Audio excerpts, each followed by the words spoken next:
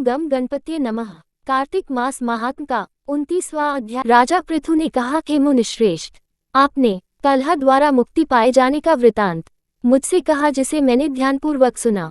हे नारद जी, ये काम उन दो नदियों के प्रभाव से हुआ था, कृपया यह मुझे बताने की कृपा कीजिए। नारद जी बोले, हे राजन, कृष्ण नदी साक्षात भगवान श्री कृष्ण महाराज का शरीर और वेणी नामक नदी भगवान शंकर का शरीर है। इन दोनों नदियों के संगम का महात्म्य श्री ब्रह्मा जी भी वर्णन करने में समर्थ नहीं है, फिर भी चूंकि आपने पूछा है, इसलिए आपको इनकी उत्पत्ति का वृतांत सुनाता हूँ। ध्यानपूर्वक सुनो। चाक्षसु मनवंतर के आरंभ में ब्रह्मा जी ने सह्य पर्वत के शिखर पर यज्ञ करने का निश्चय किया।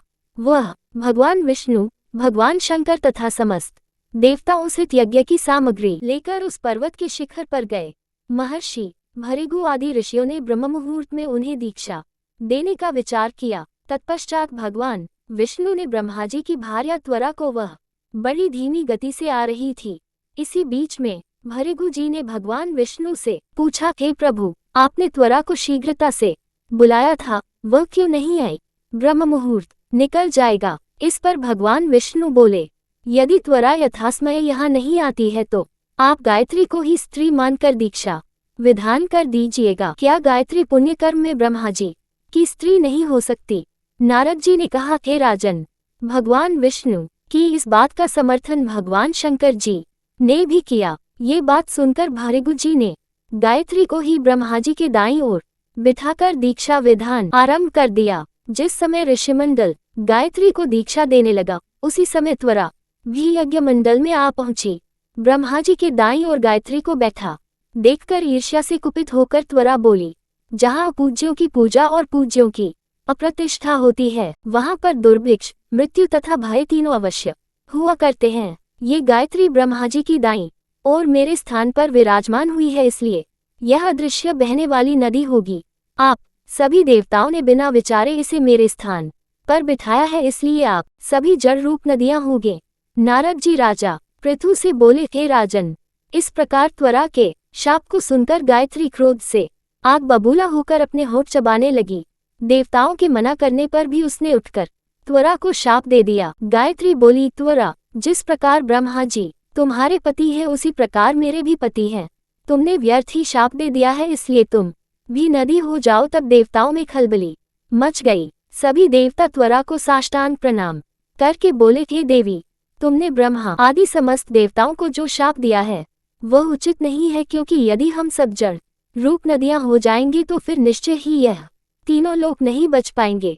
चूंकि यह शाप तुमने बिना विचार किए दिया है, इसलिए यह शाप तुम वापस ले लो। त्वरा बोली, हे देवगण, आपके द्वारा यज्ञ के आरंभ में गणेश पूजन न किए जाने के कारण ही यह विघ्न उत्पन्न हुआ है।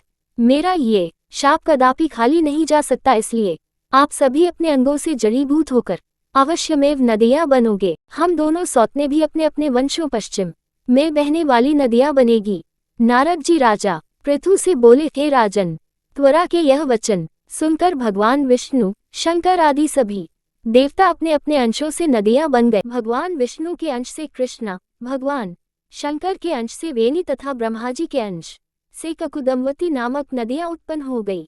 समस्त देवताओं ने अपने अंशों को जड़ बनाकर वहीं सह्य पर्वत पर फेंक दिया। फिर उन लोगों के अंश पृथक पृथक नदियों के रूप में बहने लगे। देवताओं के अंशों से सहस्त्रों की संख्या में पश्चिम की ओर बहने वाली नदियां उत्पन्न हो गई। गायत्री और त्वरा दोनों पश्चिम की ओर बहने वाली नदियां होकर एक साथ बहने लगी। उन दोनों का नाम सावित्री पड़ा। ब्रह्मा जी ने यज्ञ स्थान पर भगवान विष्णु तथा भगवान शंकर की स्थापना की।